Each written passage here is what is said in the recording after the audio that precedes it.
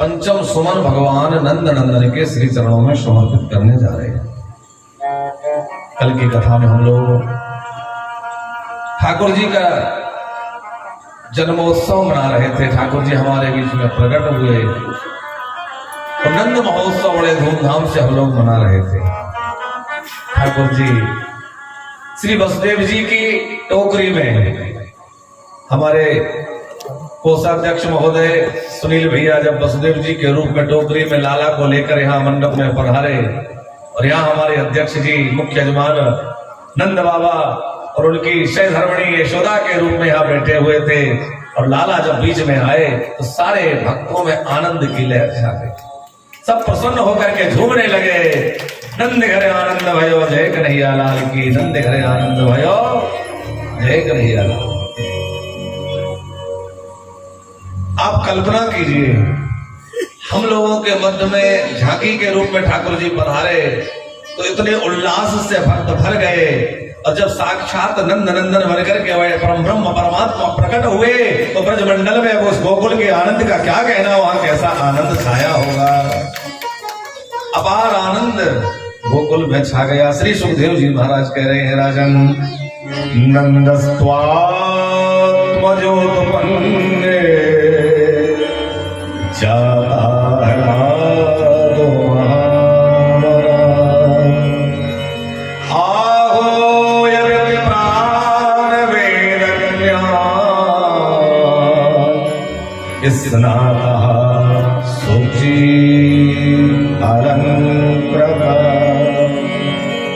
नंद बाबा को जैसे ही अपनी बहन सुनंदा से समाचार मिला दौड़ पड़े यमुना जी की ओर और छलांग लगाकर के स्नान किया।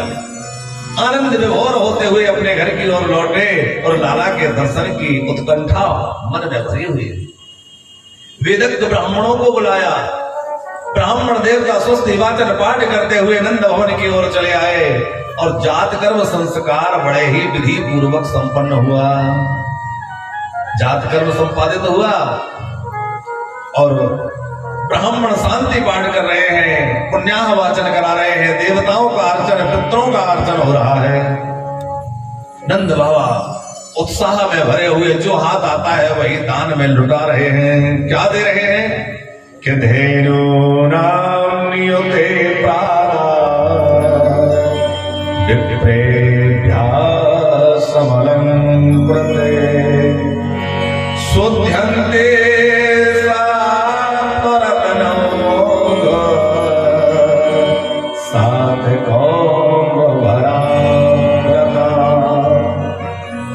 नंद बाबा ने अन्न के पर्वत जैसे बना लिए, उनमें मणियां आभूषण रत्न छुपा दिए और वेदज्ञ ब्राह्मणों को अन्न के पर्वत लुटा रहे। मणियां लुटा रहे हैं। मणियां क्यों लुटा रहे हैं? क्योंकि अब तो मुझे नील मणि मिल गई है। श्याम मणि मिल गई है, मुझे मेरे ठाकुर मिल गए। गौ माताओं का दान कर रहे हैं और अत्यंत आह्लाद से भरे हुए हैं। जाता आह्लाद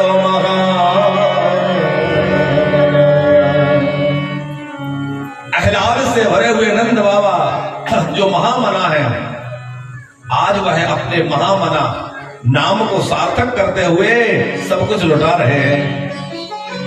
बाबा इतना कुछ लुटा रहे हैं और उसके बाद भी बाबा का खजाना खाली नहीं होता।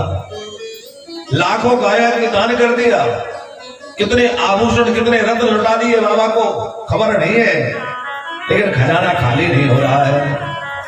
क्यों खाली नहीं हो रहा है?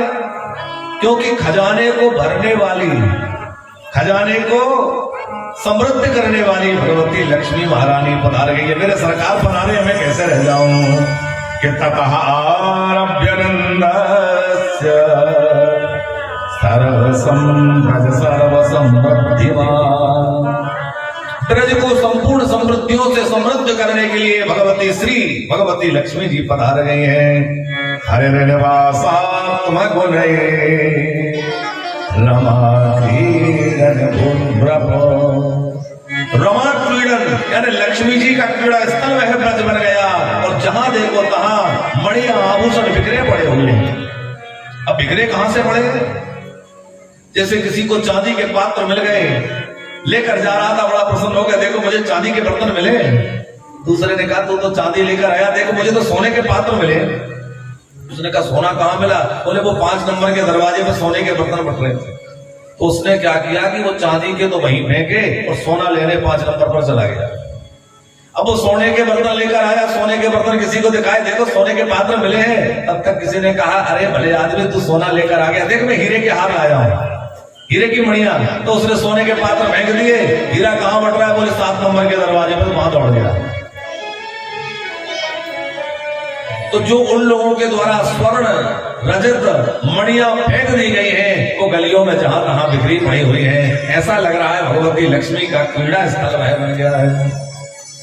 अथवा जब कोई बड़ी वस्तु मिल जाती है तो छोटी वस्तु का महत्व अपने आप गौण हो जाता है, समाप्त हो जाता है।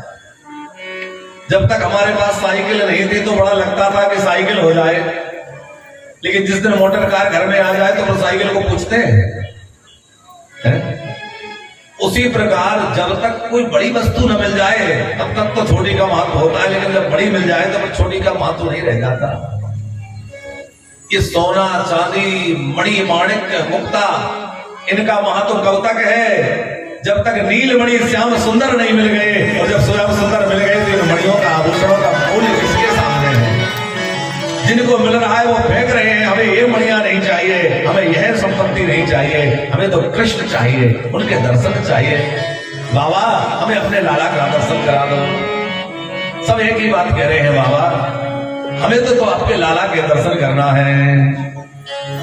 परस्पर गोपगण जो है एक दूसरे पर दही उड़ेल रहे हैं, मक्खन के गोले फेंके जा रहे हैं और दूध दही की कीच नंद भवन के आंगन में मची हुई है और सब परस्पर नृत्य कर रहे हैं, गायन कर रहे हैं। गोपा परस्परम मृष्ट्वा दधिचीरघृता भोगे असिंचन्तो विलम्बन्तो नवनीतैः सचिक्षुषो। सुखदेव जी ने बड़े ही आनंद में भर के नंद महोत्सव का वर्णन किया है और नंद महोत्सव का वर्णन 18 श्लोकों में है। और ऐसा प्रतीत होता है कि श्रीमद् भागवत के 18,000 श्लोकों का रस ला करके और इन 18 श्लोकों में रख दिया सुखदेव जी ने। 18,000 श्लोक जो भागवत में है उन सबका प्रतिपादन ये 18 श्लोक करते हैं। कोई मृदंग बजा रहा है, कोई सहनाई बजा रहा है, कोई ताली बजा रहा है, कोई विविध प्रकार के यंत्र यानी मुख से ही अनेक प्रकार की आवाजें निकाल रहा है और सब बड़े झूम झूम कर गा रहे हैं। आज नंद